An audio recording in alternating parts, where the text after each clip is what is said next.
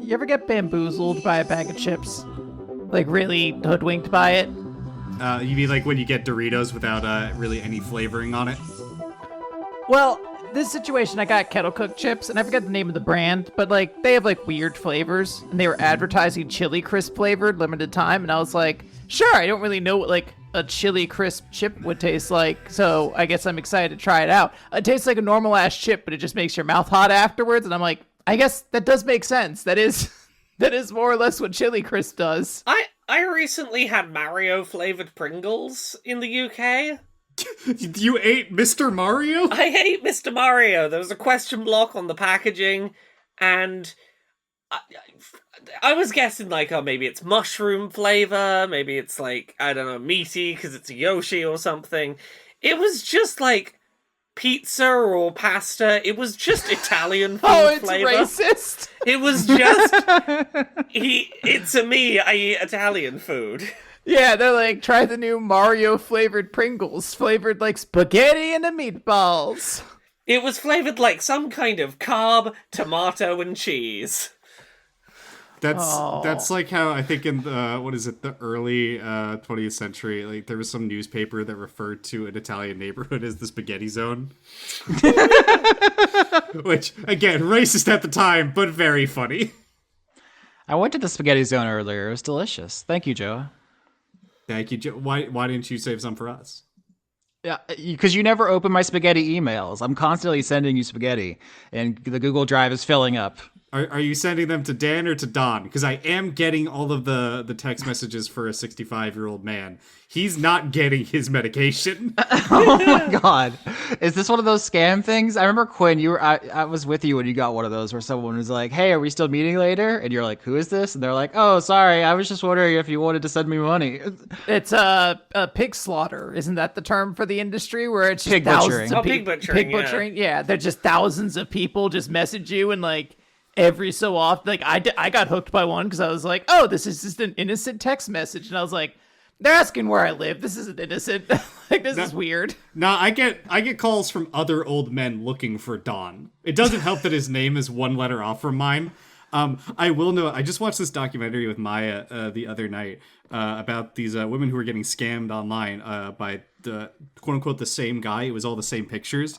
It wasn't. It was like a ring of scammers all using this guy's pictures. But he was like a public figure, right? And they're all madly in love with this fake man. So they all like try to track him down because they're getting scammed out of quite literally $1.5 million at one point. And they track this guy down because he's offering one-on-one makeup classes, and he is I just have to say, he's an old gay man, and they all get on a call with him and realize, fuck, I've been had. This man's gay. I still miss when I got my emails from Bethia, the woman who was trying to convince me that the Pope had a parcel for me because I was a reincarnated angel. Yeah, I mean, welcome to Crew Gunk, a show where we talk about Dice Funk. I was gonna launch into a whole thing, but we could take this brief detour because there are a lot of lonely people out there, and they're getting really advanced with scamming them. This show isn't a scam. You should support it at patreon.com/Austin Yorsky, as well as patreon.com/Weekly Manga Recap and patreon.com/LowerKBuzz. That's everyone's things. Yeah. I sometimes go to Dan's house and leave $20 in a grocery bag outside of his house, so just you can support that. I way. vote that the new place to reach out to Dan should be the comments of Bethia, the woman who was trying to tell me that I was Archangel Michael reincarnated. Specifically, go leave a comment on always expect the unexpected with Uranus. That's how you reach Dan. Leave comments on that is video. true. If there's something unexpected with Uranus, it's probably going to involve me in some way. Now, if you do want to send me money, because I have made some expenses for Dice Funk recently, vis-a-vis a future season, and I would enjoy having some of that money back. That'd be appreciated. Now hold on. I don't think I can write off a big monster on my taxes. Now, in fairness, you've also been spending money on ancient relics of dead people recently. You're hoarding Pope relics or something like that now. I did not buy the Pope Leo trading card series. I do have many fossils and an infant vampire coming. I'm sorry, an infant vampire? Yeah, so I've recently bought a artistic display piece, a study of an infant vampire. I'll drop a picture in the group chat. It's by this guy who does these like cryptozoology. They're not real, obviously. The person making them doesn't believe they're real. But it's like portrayed as earnestly as possible, which is a type of thing I love. So he put it up for sale, and I bought it. I also own a fairy from him, too. Oh, this is Haunted Doll Watch. It's a higher quality than Haunted Doll Watch. Let me drop this in chat.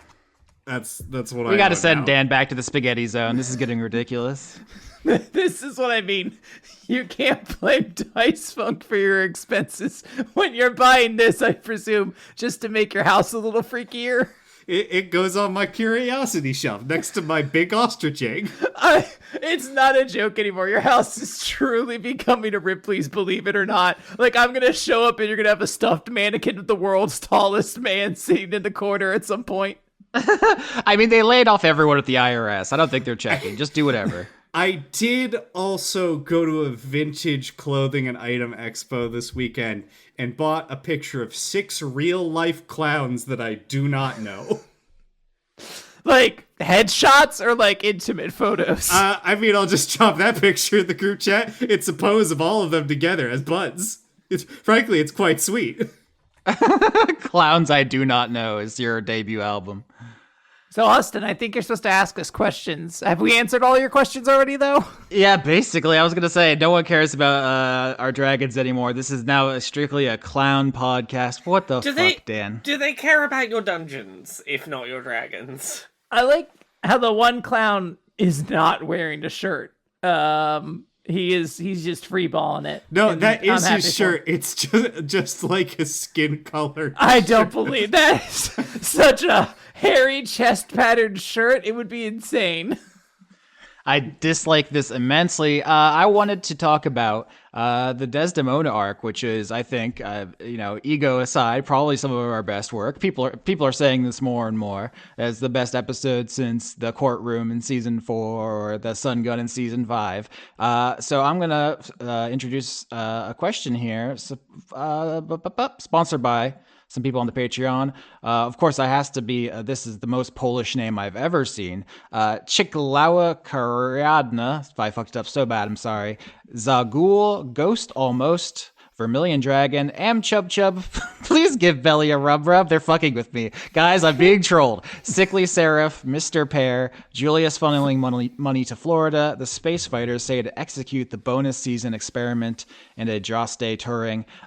Going into this arc, what did you think was going to happen with Desdemona? Because I set you up to think that this was going to be a wedding. And how did that influence how you approached everything before I did a trick on you? I didn't think it was actually going to be a wedding at first until Quinn was like so sure of it. I was like, all right, I guess that's what's happening. Because I believe it was said that there was no one on the cake. We just had a bunch of toppers. So I figured, oh, he's like picking someone. And then Quinn got into really believe the announcement was an announcement of marriage. I went sicko mode after that and assumed, nah, she's pregnant. That's where this goes. We're making this really messy. But we already had a baby, so that couldn't have been the option there. There's a baby limit to podcasts. Everyone knows this. I was fully ready for the announcement to be like, I'm discommunicating my daughter. Where we're ending the family here, you're not connected to me, I'm making a big public deal of it so I can laugh at you. Like, I thought it would be big familial embarrassment or something. Whoa, that would have been cool. I mean, a lot of it was building up to this speech specifically, and I guess this is a question mostly for Quinn, but anyone else can tell me how they feel. Was there ever a time when you thought you were going to do the speech one way before you went with the version you did? How did that decision all come together? Oh, yeah. I mean, I was mentally writing the speech to be like, you suck, you're an ugly-ass bitch, eat shit, you old whore, your face is shoeless. Like, I had definitely one that was just, like, going to be mean. But honestly, I rolled pretty poorly throughout much of the start of that arc, I feel like. And then it kind of all came together when we found the the tower of items, and I think in that process I kind of mentally was like, oh, DiCaprio is actually kind of riding a high right now because she knows her mom's like caught red-handed at this point, so she has like all the leverage. So that's when I was like, she has to do something different, and it's funnier to me to play it as though it's straight, but the obvious implication is that like once she reveals her true colors and realizes we stole all of her cool shit, she's going to lose her mind. That was way better news than the alternative, which would have been she's innocent, she's done nothing wrong, we did an unrequested investigation and fucked up her day and had to defend that. Yeah, I was trying to contrast because we just did the Andronicus arc where he didn't have any artifacts, and that's something I want. I want every dragon to feel like their own unique character. It would be kind of boring if they all had exactly one artifact for you to retrieve. You know, I tried to mix it up, and just Desdemona is the kind of person who would have a ton of them, which comes from Quinn. I asked you all before the season, what does your mom hoard? And you said perfect things. So I guess my next question is about that. Let's say sponsored by Copperhead Professional GM on startplaying.games. This just looks like someone put a bunch of random characters in by smashing on the keyboard. That's the name. A burnt grill plate from a Korean BBQ. Eric Ogren completely missed the Patreon tier update. Concept, The Dawn of Dungeons. Nicole is turning gender change into gender cash. Incredible. The Dead Speak. Somehow Caroline returned. Chase Sterling, Lime, and man, my other patronies are going to be really confused. What was the inspiration behind Perfect Things, and how do you feel that went through the arc? Because I mean, I don't know if I'd call it a twist necessarily, but like the reveal that meant something more specific than just like knickknacks that didn't have scratches on them. Yeah, I mean, I always knew that Austin is a very smart person who, if I said my mom collects perfect things, he's going to find interesting things in this world that are considered technically perfect. I did not think of the forms, which are like a Dice Funk lore thing, but it does make a lot of sense considering what the Platonic, forms have been, noted as. So, yeah, they would be considered the perfect version, and her collecting them is pretty cool. Great excuse to have those things what I know come back, but it not be a big deal if you don't know those things. Yeah, big. I recognize that thing. I know that guy. It's very funny because I believe I might be some of the references, and I still didn't pick up on many of them. It's such a joy to do this show with people whose brains reset every day. It's like a fresh slate every time. Hey, who says it takes a day for it to reset? Yeah. My next question is going to be about something I set up in the first arc, which is with the carbuncle, about the Tiamat Eidolon. So sponsored by Tara is giving money to say hi to all the pets: Egon, Philip Mitchell, Elfrona, aka Jonas the Thieving Squirrel, aka Micklewayne, spirit of characters inspired by Dice Funk such as Amanda Starr Melbeck, 666 Neopets 666, Eardrum Espresso, Kyle Hill, Peroni, and C.A. Little. Was that fight too hard? The back-to-back stuff with Desdemona and Tiamat, because you all almost died. I really like how it turned out. And what do you think about bringing back a classic D&D character? I had mixed feelings about it. It wasn't like a full character. It was a robot, basically. But I was not sure that was the correct thing. I think it worked out. What do y'all think? I don't think the Tiamat fight was too hard. Obviously, it made the Desdemona part much harder, but I think the Tiamat fight was right about what you'd expect on curve. I am a big fan of we all almost died, everything looked very bad, I was holding my breath for like 4 rounds of combat. That shit is great. I love when everything is looking real bad. Yeah, y'all almost got sent to the spaghetti zone. Well, there's nothing wrong with that, Austin. Maybe we want to go to the spaghetti zone. I so rarely go to the spaghetti zone.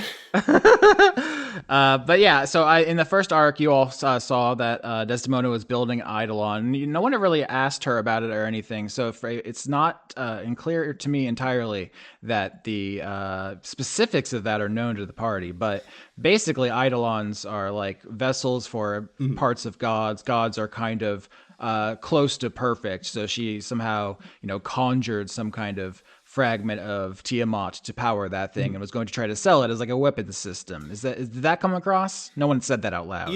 Yeah, it did. I will say, I do feel like we left, I guess, some meat on the table. I kept trying to roll for the Tiamat thing because I wanted to be like, oh yeah, obviously Rex would care about this because it's a literal god of dragons. He is a red dragon. This is like a 1-to-1 thing, and I just roll dog shit every time to like learn or get anything from it. That's what happens. Sometimes you just roll low.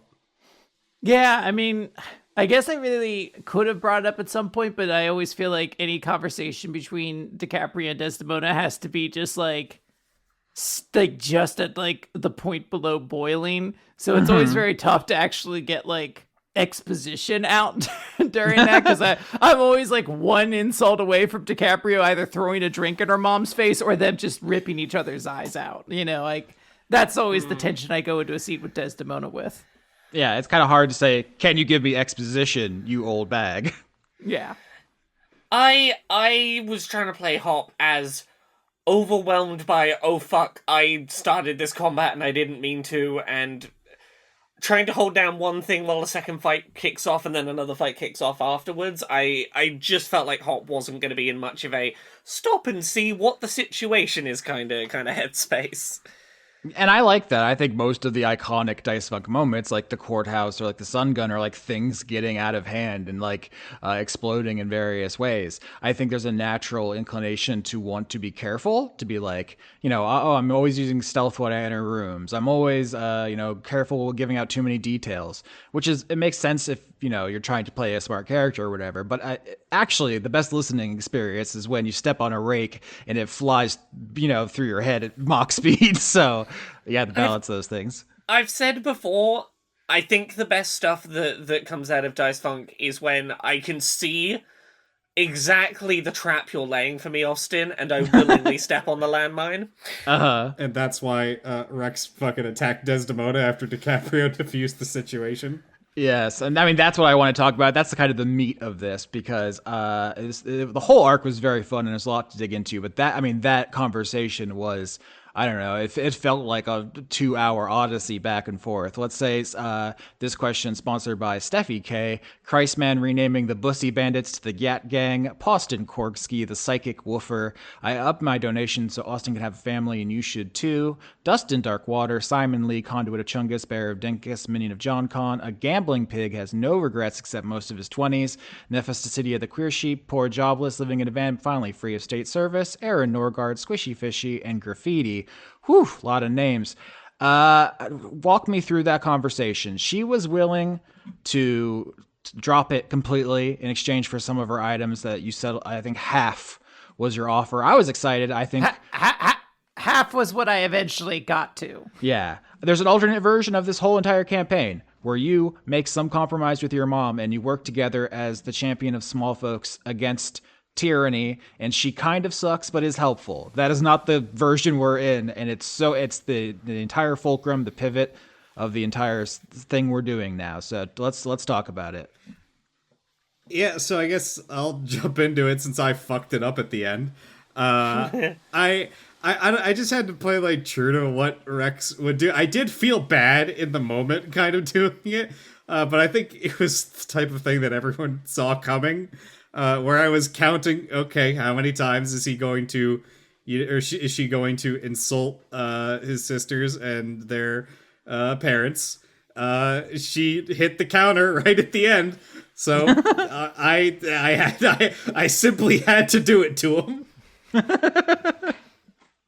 Yeah, I do not blame Rex because it is like a very sad moment. I think DiCaprio walked into that situation being like, oh, well, not only did you send out your big, stupid death robot to try to kill us, we defeated that, and we have all your items, so clearly you're the loser in this situation. But when she's just like, I'll just kill all of you, suddenly the situation becomes very tense. It's where I had DiCaprio kind of flirt with the idea of, like, using a nuke, just that she hates her mom so much she'd be willing to die to take her down, basically, but at the same time, her siblings are there, so that's sort of like the block that stopped it. Is she's like, I don't want to hurt my siblings. if there's a way to get them out of here, I might still detonate this nuke with just the two of us, but it doesn't seem like that's the option. So she, like, eventually makes the offer for a deal. But I think that was going to lead down a very potentially sad path for DiCaprio because, yeah, she could work with her mom, but I imagine she would be working with her mom in sort of a lower capacity. I imagine there would be a lot of like embarrassment in that level where you're suddenly now working for this person who, like, I don't know, it just feels like a situation where you're like, hey, my dad was shitty to me growing up, but I guess now I get to work at his plumbing company, so that's pretty cool. He doesn't sign my checks, hey dickhead, anymore, so that's pretty nice. Which I think go to loop into like the arc immediately after that. That's part of why Rex did not like Falconbridge. Where she's talking about, oh, I'm going after you to try to get in Desdemona's good graces to, just be like a subordinate to her, essentially. That's loser shit. Take center stage. Hop in that whole situation was very much like, she knew she'd not been necessarily the best at backing up her siblings through the previous arcs, and was just like, right, whatever happens, I'm sticking with my sister on this one, backing her up however this plays out, to show that the allegiance is there. Yeah, that's a good moment because you all, you bicker and fight and tease each other a lot. So it's good to have an occasional, like, actually we love each other sort of moment. It can be cheesy if it happens too much, but I felt like that was a really strong one. Yeah. If you tell me this is the one thing that I need to have your back on, I'm going to have your back on it. Mm-hmm. I like that. I do think, you were saying about working at your dad's plumbing company, Quinn. I think there's a version of this where you and Desdemona working together do improve your relationship somewhat. I'm not saying she turns around and becomes Mother of the Year, but like every person is coming from a perspective and a context and a priority or whatever. I think that could be interesting. I think it's basically off the table at this point. Y'all are gonna, yeah. I'll be honest. Don't count it out, Austin. She could roll a 20. It would take a number of crits to stop what's coming, I think, at this point. She's very angry.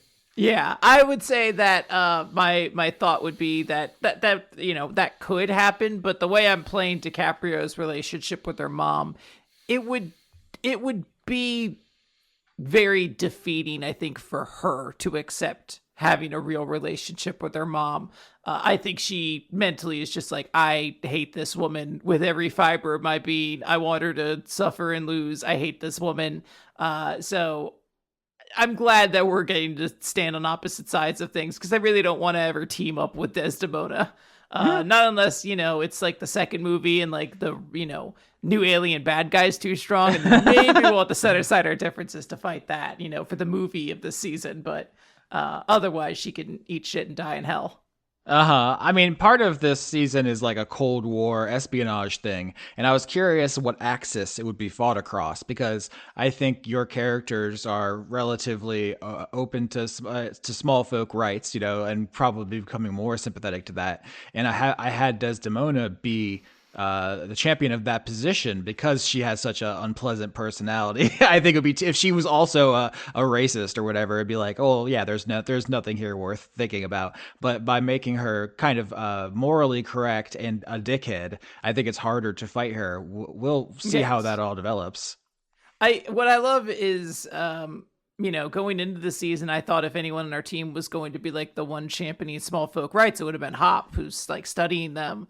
But after this situation, DiCaprio was like taking the forefront on that exclusively. Like, it's not from a place of like goodness from her heart. It is truthfully like, oh, I can completely supplant my mother at this point. I could just take everything she had. So she's doing the, probably correct thing, but just for the most selfish reason imaginable. Just like Desdemona. Yeah, just they are alike. They are not. They are mother and daughter. I'm just playing DiCaprio as incredibly petty towards her mother.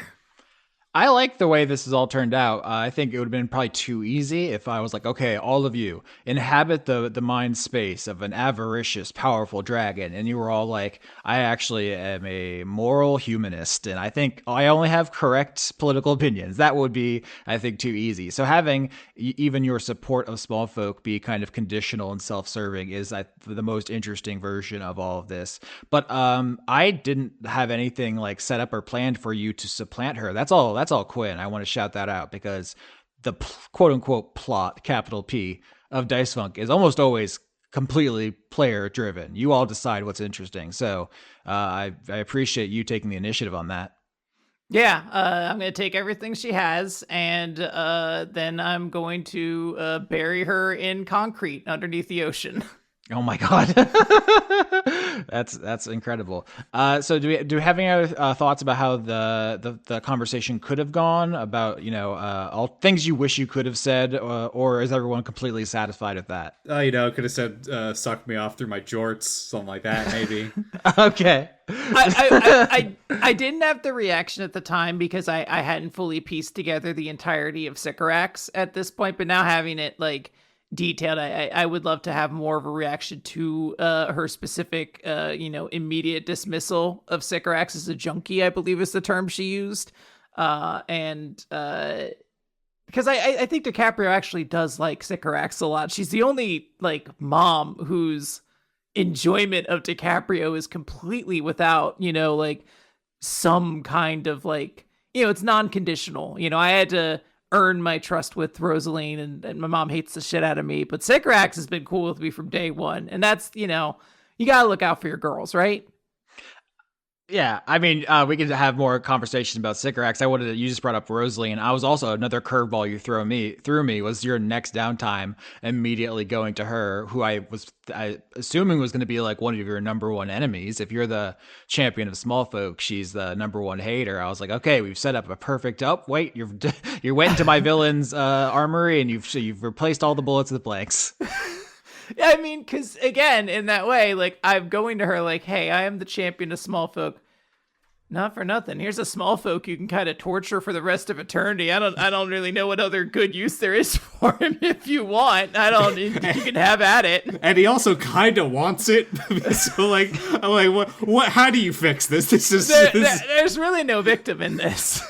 I mean, this is such an interesting thing about Laura's characterization, like you said, is that Hop is on paper the one most connected to small folk, the most thoughtful of them, but has put Keeper the Kobold in some kind of terrible hell situation, which is still developing. We're going to see how that's going, and then the machinations and so forth have led. I think you literally had Hop say like, "I fucking regret this. Fuck small folk."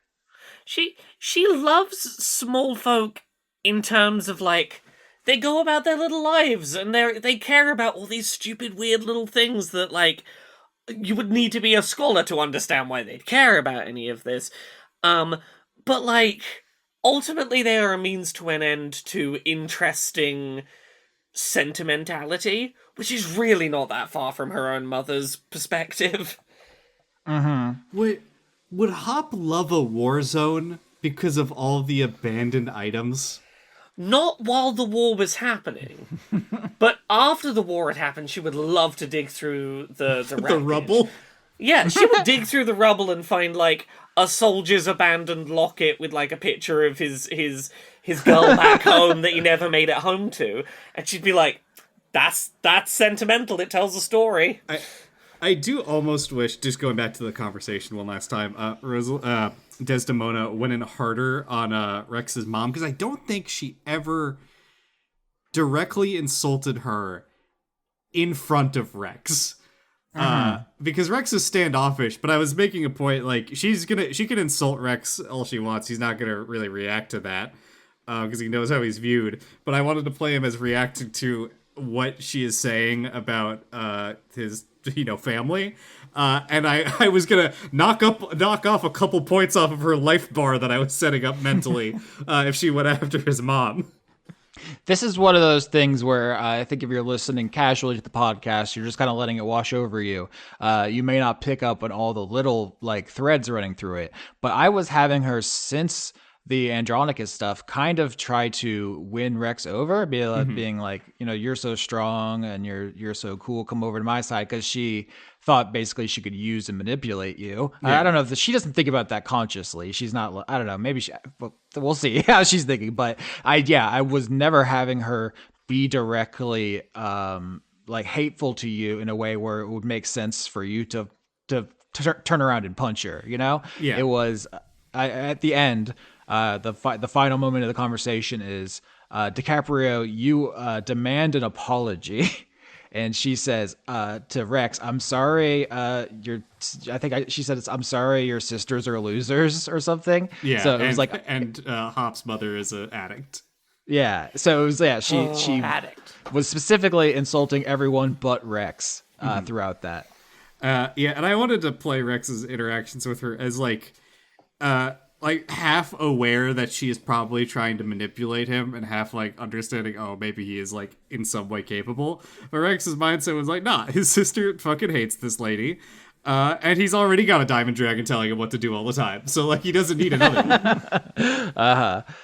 Yeah, this show would be so much easier to make if all of my antagonists just wanted to take over the world or whatever. I insist on making them all so much more complex, and I have to keep track of it. I'm constantly fucking myself over that way. You could go the other way and make it so that we could just, like, talk no jutsu them all into being good. Give us the old Steven Universe special. We can talk them all around being nice. Yeah, Space Hitler. Have you ever thought about not doing that? I mean, it's happened a surprising number of times on the show, I think, over the years. Someone could run the numbers on how many change of hearts we've had. Related, next question here, sponsored by Marine Science Guy. Tsukage's husband, Bones, a werewolf, is frequently forgetting things such as... No further name. Conduit of Snacks, Kaniku fan, Miles and Danny love Dice Funk forever. A good Brent, Blue Sky Bitch for Let's Talk About Snacks podcast. Midlife Stasis, Conduit finally changing his Patreon name for the first time since season 5. My lord. Spaghetti-O moment. We're in the spaghetti zone. And Sir Alistair Octopus. Now that you are on the opposite side of Desdemona of the political situation in the Cookie Mountains, how are you thinking about the Gladys Accords? Are you like, we need to support this because our hated enemy hates it, or are you still thinking that there's some point in changing things? Like I'm curious, in and out of character, kind of, if you all are like plotting machinations in that direction. Rex's stance has always been that he doesn't like the Gladys Accords, specifically just the duplication aspect of it. He doesn't like. He thinks if Orlando says this item is too dangerous to have in the Cookie Mountains, hurl it off the side of the planet. He thinks that's perfectly valid because Orlando's in charge. He's the biggest dragon. Naturally, he is right. But he obviously does not like the duplication aspect of it. And I've tried to play him like this, and I don't know if it's necessarily come across as well as I've intended, that Rex supports the Gladys Accords only because it is his job that his dad told him to do it. If his dad said, fuck the Gladys Accords, he would not give a single shit or even care to enforce it. Yeah, I mean, it's a structuring element of the season. It gives me like quests to give you. I've done this show for a decade now, and I've learned that if I just say like, hey, there's a bunch of people hanging around, what do you want to do? People find that terrifying. Or if I say, here's a quest, do it, that is a much more comfortable situation. So I like to start with this structure, but I also want to leave the door open if all of you are like, no gods, no kings, fuck this shit, flip the table, set some fires. I want that to be an option, but it's interesting to me now that your main antagonist wants you to do that. Hop doesn't have a better idea for a better solution, and does want to please her dad. Yeah, here's the thing. I made the Gladys Accord specifically that there isn't a right answer. I think there's no correct thing that you can do where everyone will stand in a circle and clap and say congratulations. So I think maybe it would be interesting at this point to like in character encounter something that has already been duplicated. Like not us making a choice, because it's easy for us to go, no, don't duplicate this, no, don't duplicate this. Whereas if we encounter something that was already done previously when we weren't like handling this, and to see the ramifications of that, either positive or negative. Yeah, I'm surprised how much meat there is still on the bone, to reuse that idiom you used earlier. I feel like we could do 100 arcs of this. There's so much stuff. There's so many dragons. You know, Dan and I think we were talking on a previous crew gunk about like, oh, what if Rex has like an illegitimate child? I was like, fuck, that's 5 arcs right there. You know what? Like, there's who knows where this could go. So I am, trying to remain open to every possible thing. I think that is, yeah. There's so many consequences from the, I believe, 200 years that the system has been running before you were asked to be in charge of it. Yeah. The way I'm playing DiCaprio right now is that she is starting to actually like really form her own opinions on the Accords. Before, I think she was in a similar place to Rex, where it's like, well, this is what Dad wants us to do. But she didn't really have much of a dog in that fight. But I'm trying to have her get involved more politically, and what that means is she has to start considering like, hey, who are my allies in the dragon, like in the Cookie Mountains, who, you know, are super pro small folk rights, who like I can, you know, call upon should the time come, and who are the ones that don't give a shit about theirs, because I need to placate them because I don't want to create enemies out of them. And I think she is just exploring what it means to, I mean, quite frankly, to be a hypocrite, where she's like supporting the Accords, but she is like intentionally hoarding most of her items. Like, you know, we've done the downtime afterwards. So like, yeah, you know, all these items from the other world have to go, except for the ones Rex has equipped. Those ones are fine. So like, you know, it's that, good for the goose actually isn't that great for the gander. Actually, I'd much prefer to keep these super awesome exclusive items instead. Maybe, you know, not for like greed. I'm not trying to play her as necessarily like, you know, incredibly desperate for power. But I do play her as sort of paranoid. So I think she's always going to be looking at contingencies and like, oh, well, we can't do that because what if this happens in response? We ought to be prepared for that. Which, you know, in many ways is a hellish mindset that gets us into a lot of problems we're in today. But, you know, if we're going to play Cold War, then yeah, I want to, I think, explore the idea of what it's like to have someone with a finger on the button. I think at least part of it for Hop of being okay with throwing stuff off the side, for example, is the more I think about it, I don't think any of these sort of relics we find are going to be particularly appealing to Hop horde wise, because they're desired for a very functional purpose rather than something esoteric and like it's loved for the sake of loving it. It's like, oh, you love it because it's powerful, fine. Which I think is at least part of why Hop really doesn't have much attachment to these. I think a really difficult part of doing a kind of ideological conflict is that people are hypocrites. I'm so glad you used that word, Quinn, because, in our world, we don't have to make the one-to-one, but you know that there are many people who are like, any government intervention is tyranny. Anyway, government, please kill all my enemies. It's just like people are incoherent. All the time. I would say almost always. I mean, to draw the Cold War comparison, there are countries with nukes that will shout very angrily if other countries try and make nukes. Yeah, absolutely. At the same time, right now, I'm imagining in this, world, there are people that are like, we don't want the dragons meddling in our politics. Also, there's like a genie problem. Dragons, can you help us with that? 100%. So yeah, but when I'm writing characters, something that's can be frustrating is like, are people gonna think I fucked up? Are people gonna think I'm like stupid if I make a character who goes against their stated beliefs? Or do I have to spell it out, or will people understand that I'm going for a hypocrisy? There will be people who won't understand who will shout at you. It will happen. Yeah. It's the challenge of playing a character this season. Like like in the first episode, you asked me what DiCaprio's alive it was, and I was like, I don't know, like neutral good, but like I'll do some evil shit if I need to. I'm not above it, and I think maybe as the season goes on, DiCaprio will certainly probably see different shades of gray. Kind of, I don't even think she was black or white beforehand, but she's certainly a lot more in the mire of it now. Where I said before, DiCaprio's like main weakness is she makes enemies, and it's like, oh, now she's doing it on like a public, political figure scale. So I think most people are neutral good until they see an opportunity, and then they can become as chaotic evil as the situation requires. I think Yeah. people, have many criticisms of the D&D alignment situation. I think it could be a useful tool, but yeah, it's obviously it doesn't capture the whole person.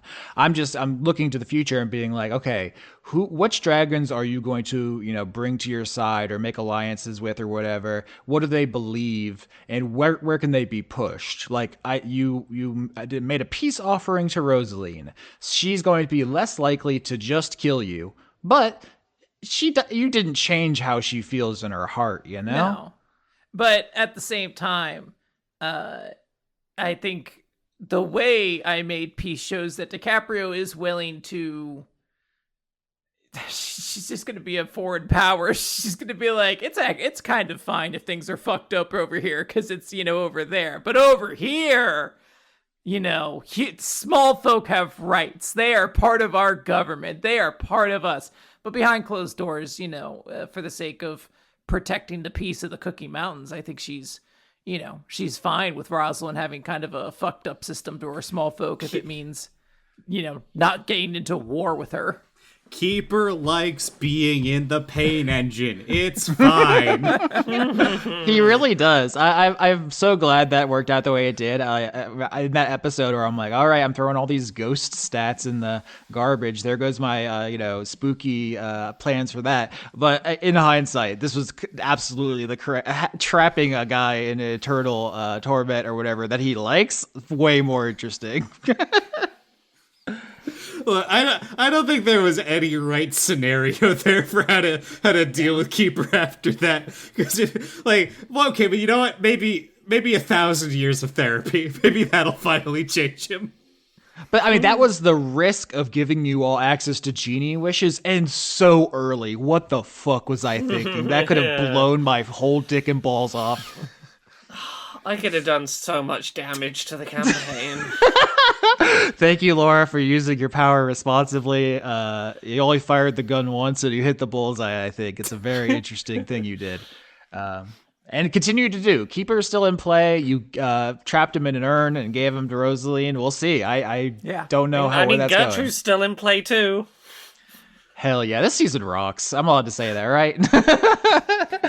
It's a lot of fun. It's a lot of fun, and I'm having fun seeing these siblings grow up and stand with each other, and then bicker with each other. It's been a lot of fun. Feeling extremely vindicated by my choice to force you all to be the same species and related.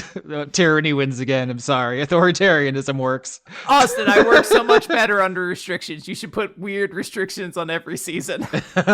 Yeah, season 16. Everyone's left-handed. Deal with it. Austin, throw away your 13 character. You're a pumpkin now.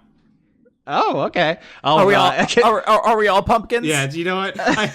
This is an aside. I have been trying to restrain my urge to make it entirely the pumpkin show, so I am keeping myself to a limited amount. I'm like DiCaprio. I'm rationing my coin usage. Don't worry, Dan. That solves a problem for me. I'll be a pumpkin.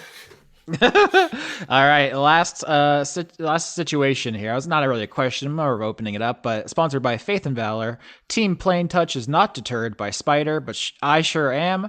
Bleeker, Ebrand, I saw the face of God, and they were on their phone.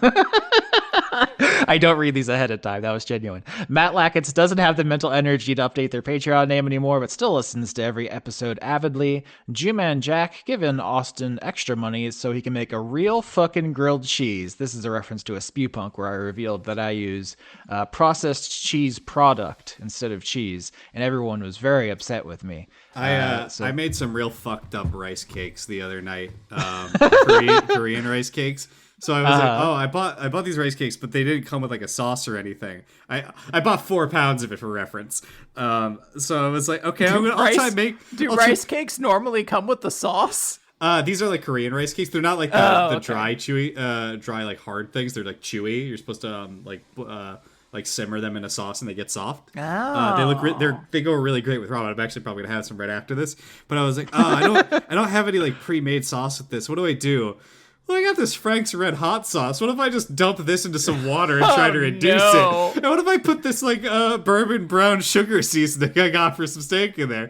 And what do we toss some of this stuff in? And you know what? Let's put some Mexican cheese in there too. Did not work out the greatest. You know what? I'm not a chef, and I'm not ashamed to admit that. You could tell that Dan arrived at this episode hungry. The last names, Francois Villa, deleted scene, Everything Everywhere All at Once, Sydney Marsing, Extellaris, and Brent, still every episode of Dice Funk Goatly. Opening up the floor to any last thoughts about the Desdemona arc and our extremely good work that everyone loves.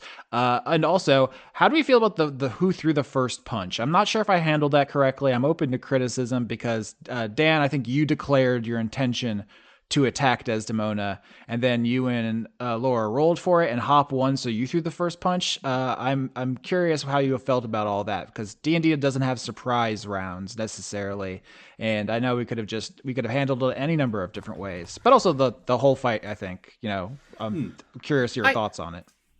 I always feel a little bad when the dice plays out that way, and I end up sniping something that narratively maybe would have made more sense for a different character.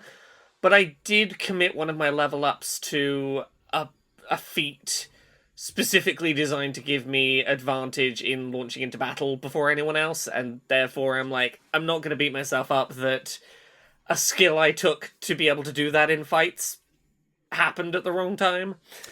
Yeah, I mean, I personally would have preferred if Rex did actually get the first hit off. What I most likely would have done is, okay, it's a surprise round, and then just roll for initiative. But I don't have like a problem with it really at the end of the day. It's one of those. I didn't think about it because the DM asked me to roll dice, and I rolled the dice. In hindsight, yeah, it would have made sense. But that would have required me to stop and think and not just roll the dice when I was told. There's also a very poetic beauty into the way the fight did end up going, in that it is bookmarked by Hop just walking up and punching Desdemona really hard, and then closed that way as well. I like the idea that Hop was just itching to go, oh, the second it seems like we're going fight mode, cool. I'm going to be first to get a punch in so that my sister can see that I'm invested. I'm doing what we're doing. Yeah, if we're talking about if you could have done anything slightly differently, the only thing I probably would have done is maybe just role playing a bit where like Rex is drifting in and out of conscious and passing off the ring, making that more of like a moment where yes, he is actively saying, "Take this fucking killer." Kill this old hag. We did a lot of Calvin Ball at the end of the episode. I think I've said this to you all before, but the rules become looser as we get to the 2-hour mark. At a certain point, I think you all can pull a lot of shit, and I'll be like, yeah, Laura has to go to bed, so yeah, that works. It's fine. Thank you, UK hours, meaning that Austin has to be nice to me. I mean, I love the way it all came together at the end. I, selfishly enjoy that I got fucking murked with like a rain of fucking diamond shards, and my mom's last action afterwards was to, drop my old name and then de-glamorize me to like expose me to an entire audience of people. It's just a very supremely fucked up thing to do that then has Hop immediately like fucking bisect her with punches afterwards. Just send her shit to the bolognese zone. It's funny because I was trying to keep Desdemona on the line where she is unpleasant, but it wouldn't be ridiculous to work with her. You're like, okay, this is like a rich, powerful lady who kind of sucks, but she gives money to good charities or whatever. But like once the fight was on, it's like, fuck it, fuck it, we ball. There's no point of holding back. She's like maximally vindictive now. So I did like getting that twist of the knife in there. And I think that all worked out really well. And I think the thing about making this show is you are actually making a fucking 100 decisions like an episode, right? Constantly, from like what you're saying to what abilities you're using to the fucking tone you're using. It's a constant stream of decisions. So I'm actually surprised there aren't more things that I'm like upset with the way I did them. I'm constantly second guessing myself, but like I think the way it worked out was awesome. I'm really happy with it. But yeah, like if I was doing a second draft of a novel or something, maybe I would have Rex throw the first punch. Maybe, we would do the ring handoff differently. How do you all picture that? Like this, I think Crew Gunks are like canon episodes. They're released in the main free feed. So do you all want to like paint like a clearer word picture now? Because in the moment we're all just like, what if I get advantage? What if I give we'll do 2 punches? You know. So what do you think about how that looked? Yeah, I mean, the image in my head of that scene going down is like Hop is like panicked. You know, her siblings are down. She's like trying to turn to face Desdemona, and Rex's claw just reaches up and like grabs her arm, and as it like falls away, it just slips the ring into her hand, and he goes unconscious again. Is this maybe she doesn't even notice it's on until she's throwing the punch? Potentially. I mean, I think that could go either way. Like the resolution that he's putting it on the line. Because then it's like, oh, how does Hop feel that she destroyed his item without even realizing it? I think maybe it's not that she's unaware that it's being placed on, but she doesn't stop to like think about the reality of what that means. Mm-hmm. It's like, oh yeah, okay, yep, you gave me the thing. Here we go. And I would like to say, I do like that Rex loses his signature item at the end of this, because it's like another step in the line of him having like a bad time and getting increasingly frustrated with it. Well, once again, a thing that really by all means should have been a Rex victory becomes a Hop victory has been a bit of a running theme. Yeah, I wonder if anybody is keeping track of how many fights. I know there was a fight in that arc, I think, where Hop KO'd an elf, and Laura said, like, that's the first person I've actually knocked out. And I was like, wow, is that true? Or, because I know you melted Keeper, but I'm like, I don't keep, like, close, watch on stuff like that. I kind of just let the dice do whatever they're doing. I know that it was the first time I activated an ability where I get bonus HP for knocking something out. Okay. And I knew I hadn't used that ability yet, which told me I don't think in, like, formal combat with initiative I've done this. Okay. But yeah, I'm not sitting here being like, well, Rex hasn't done a thing in a while, so it's time to make the narrative bend to Rex, I'm just trying to, play it where it lies. The way that things have gone for Rex this season has reminded me of season 3 with Valtari upon, like, I feel less guilty about myself. Oh no, now my rolls are terrible. Sometimes terrible rolls they're fun for story. Yeah, and going just as like a note for the the arc after that, what I was trying to I guess get across with some of Rick's frustration is that he is seeing Hop like constantly succeed, and he's with one arm doing better than he is, and he is on every keeps getting his ass kicked. She's a warlock that's doing better at strength than him. Yeah, and it's like bleeding through into like endemic frustration. I was going to have him like potentially blow up in a scene, but there's like the moment just never came in the episodes. But there's always a chance for that in the future. We're starting a new arc. Let's see how much cock and ball torture we go through this time. Yeah, we're gonna do a Cymbeline Crew Gunk pretty soon, I hope. This one was a little delayed because a lot of stuff's going on, but I do hope you all liked it. I think it's very funny that talking about this arc is so jam-packed with moments and things to think about, that it was like a minor note that one of you lost a whole ass limb. It was a busy arc. How badass is your show? And that is like a side note. I think that's speaks well of the shit we're doing here. It was just the left arm. It wasn't the dot. It's fine. Oh my god, it's fine. Yeah, but I was thinking one more thing to say about the combat specifically was like the fuzziness that we sometimes employ, because like rules is written when you drop to 0, you're like unconscious, so you wouldn't be able to like make the affirmative choice to give Hop your ring. But I've never liked that. I've always said like, do you want to like have a final like last words, or do you want to like be on the ground saying or doing something? I don't know. I just like that kind of the wiggle room that we have, and I think that really showed off in this arc, because I was not expecting any of that. It's so wild you fucking won it all. I know I said this on the episode after the Desdemona arc, but it's mathematically quite improbable what happened. As much shit as I give you, Austin, for like, oh, let us break the rules, I want to break the rules more, you do let us break the rules like a very reasonable amount. Yeah, I balance the show for what I think is most interesting. I'm not trying to like Dark Souls you or anything, but yeah, I think it works out. I don't think there's been a time in the show where I was too inflexible, but I'm open to suggestions. Austin, the next time we record is literally my birthday. You have to be nice to me. He's never nice to me on my birthday. He doesn't give me advantage. Oh, and it'll still be Pride Month, so you're gonna be nice to all of us. Yeah. Oh, no. Everyone gets Pride Month advantage. It's not only is it my birthday, I believe it's slated to be 101 degrees in New Jersey, and I'm not allowed to have my AC on when we record. I mean, what? Okay, I don't want to open this door. I was gonna say, how could I possibly stop you? I have no control over what you do in New Jersey, but let's not even address that. Let's let you think that I can control that. Look, we all know you control the weather. Stop lying about it. I know we had talked, Austin. We never actually got around to doing it, recording like a DiCaprio flashback episode during this arc. Oh yeah, I forgot about that. It was something that I think we were considering, but I think there was a hesitation over what to do with it. We were going to basically tell the story of DiCaprio like leaving her mother and like what that process was. Dice Funk is a different beast now that we actually have like episodes in the chamber. Back in the day, this would be a situation where it's like, Dan can't record. Do you want to do a DiCaprio solo episode or something like that?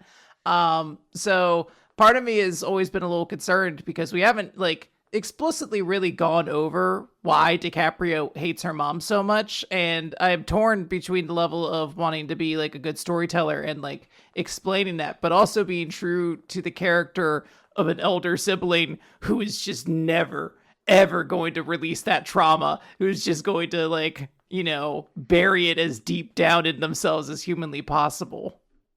Yeah, I'm actually almost always morally opposed to prequel stuff. I feel like it always has the wrong goals of like explaining things that doesn't need to be explained and or accepted. Obviously, shout out to my goat, to the king. But I was curious about that because yeah, you evince such a visceral hatred in Desdemona, and it isn't clear to the audience why. And I was trying to play her as someone who is kind of unpleasant, but is not a baby-eating monster. Like you could, I think, reach some sort of understanding with her. Like she's just like. She sucks in the way moms can suck. And so I was curious, like, if we do a prequel episode and show her specifically doing something to you so that everyone's like, ah, yes, fuck this lady. That could help the characterization, but it also could over-explain things. So I actually am not upset that we didn't do that, is where I landed on it. Yeah, honestly, I think I kind of prefer that we didn't, because there is just a real reality in, like, sometimes like feuds between family, you just have to kind of pick a side. You're just like, I don't know, I kind of believe this person a little bit more, but everyone has their own stories. I like very viscerally was like taunted by my siblings at one point when I was a child and I was on the wrong medicine, so I was having like hallucinogenic attacks. I thought snakes were attacking me, and my siblings just laughed. They would make jokes. They'd be like, I think I hear snakes in that chair, and I would start screaming. Now, to be fair, pretty funny joke. That's the thing. I've had to mentally be like, yeah, I guess it was okay they did that because it was kind of funny. It kind of fucked me up, I think, a little bit. Yeah, I mean, when my grandfather tried to throw my dad into the fireplace, that kind of made me have to decide, maybe I'll never like my grandfather after I found that one out. Holy shit, these people are committing to the bit. I mean, that I've known you for so long, Quinn. I never do that story. I feel like that's a key that unlocks a lot of doors in your mental labyrinth. I think I told that story specifically to Joa in front of my sister. And my sister, because I was like, yeah, like when I was a kid, I had like the wrong medicine. I saw snakes. My siblings taunted me. And my sister was there. And she's like, oh, you were like such a weenie back then. It was okay that we did that. And I was like, yeah, see, they're still not sorry about it. This is just a agree to disagree scenario, I guess I have with them. I'm glad we didn't end on the bit where we were all talking about how I have to give you advantage in all your rolls next week. We wouldn't have got the snake story. You gotta give Quinn triple advantage now. Yeah. The snake trauma needs undoing, and only advantage can help. But disadvantage when there's snakes.